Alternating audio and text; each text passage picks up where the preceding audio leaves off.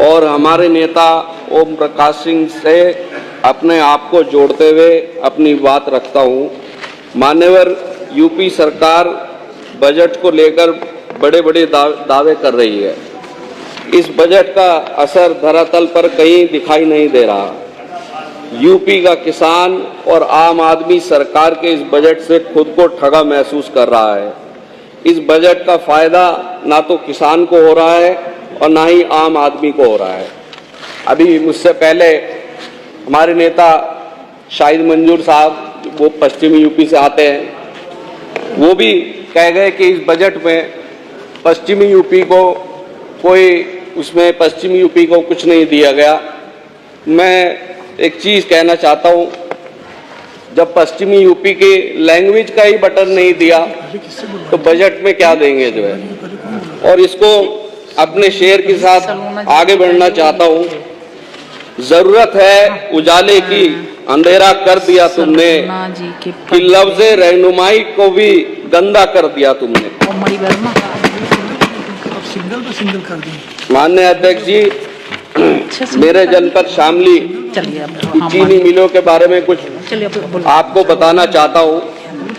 मेरे जनपद में थाना भवन बजाज शुगर मिल पर लगभग किसानों के 150 करोड़ रुपए का बकाया है और शामली शुगर मिल पर इस साल का तो छोड़ ही दीजिए, पिछले साल का लगभग 103 करोड़ रुपए बकाया है और ऊन शुगर मिल का 46 करोड़ रुपए बकाया है।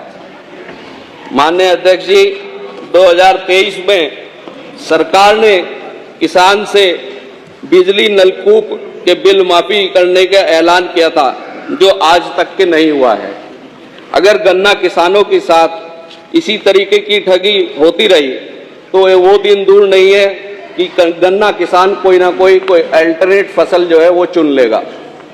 माननीय अध्यक्ष जी, सहकारी चीनी मिलों में 20 से 22 हजार कर्मचारी काम करते हैं और उन लोगों की जो डेली अलाउंस है, डीए बढ़ाने की उनकी मांग है जो 38% है। वो लोग भी चाहते हैं कि जिस तरह और लोगों को मिल रहा है उनको भी 54% मिले।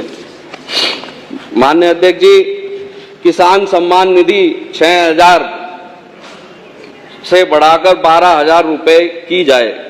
सभी को किसान सम्मान निधि मिलनी चाहिए। किसान सरकारी नौकर हो या पेंशन पर हो, वह भी किसान ही होता है। माननीय अध्यक्ष जी, खाद, यूरिया, डाई की कीमतें आसमान छू रही हैं और किसानों को लंबी लंबी लाइनों में खड़े होकर लाठियां खानी पड़ रही हैं। लिक्विड नैनो जो आता है माननीय अध्यक्ष जी, वो किसानों को जबरदस्ती खरीदना पड़ रहा है और हम सब जानते हैं, जितने भी यहाँ पे हमारे विधायक बैठे हैं, कि ये नैनो कंपनी किसकी है और किस लिए किसानों को जबरदस्ती खरीदना पड़ रहा है। एक पोटाश की कंपनी है जो हमारे जिले मुजफ्फरनगर में है, वो भी किसकी है वो भी सब लोग जानते होंगे। तो किसानों को जबरदस्ती ये चीज़ें इतनी महंगाई होते खरीदनी पड़ रही हैं। 50 किलो का खाद का जो कट्टा आता था वो जो है 45 का कर दिया और 45 के बाद भी इतना महंगा कर दिया। माननीय अध्यक्ष जी, अभी 4-5 महीने पुरानी बात है, सहारनपुर के सहकारी समिति में जो नौकरियों को लेके जो गबन हुआ वो अखबार में भी आया और सबको मालूम भी होगा। इसमें एक भर्ती में 20-20 लाख रुपए लिए गए और 97 नौकरियों में से 70 को निरस्त किया गया। सबके सामने अभी भी उसमें जांच चल रही है। माननीय अध्यक्ष जी, फसल जब किसान की नष्ट हो जाती है तो मुआवजा 85% नष्ट होने पर सरकार देती है, जो कि कम होना चाहिए। फसल नुकसान का 10% मुआवजा मिलता है। फसल नुकसान का मुआवजा कम से कम 50% मिलना चाहिए। मतलब अगर किसान की फसल को 5,000 का नुकसान हुआ तो उसे सिर्फ 200 रुपये मिलेंगे मुआवजे में। तो इसको भी बजट में जो है चेंज करना चाहिए। अभी हमारे पश्चिम के विधायक हैं, सोलर पंप की बात कर रहे थे, बड़ी गुणगान कर रहे थे। सरकार का कहना है कि 22,000 सोलर पंप प्रदेश में लगा दिए गए हैं। माननीय विधायक जी 5 मिनट पहले तो इतने पहले तो इतने बड़े प्रदेश में 22,000 सोलर पंप ऐसा शामली में हमने तो नहीं देखा है।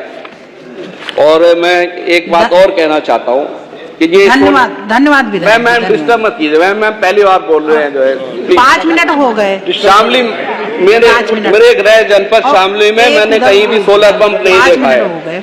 1 बीघा जमीन वाला गरीब आदमी जिसके दोनों तरफ पानी रोक दिया। माननीय मंत्री जी को 1.5 लाख रुपए दयाशंकर मिश्रा जी, माननीय मंत्री दयाशंकर मिश्रा जी, अपने जिले की मांग तो कर लेना, तो पहले रख लेना चाहिए विधायक जी, लिख करके दे अपने जिले की मांग तो पहले रख लेना चाहिए। माननीय अध्यक्ष जी मेरे शामली जनपद में ट्रॉमा सेंटर, माननीय मेरे शामली मंत्री जी पुली गंगो होते हुए शाहजहांपुर तक बनना चाहिए, उसके लिए मैं मांग करना चाहता हूं। और कस्बों में इलेक्ट्रिफिकेशन होनी चाहिए, वो मेरी एक मांग है। मेरे इतने सारे वो रह गए, कुछ तो थोड़ा और टाइम दे दीजिए अगर लिख के दे दीजिएगा, लिख के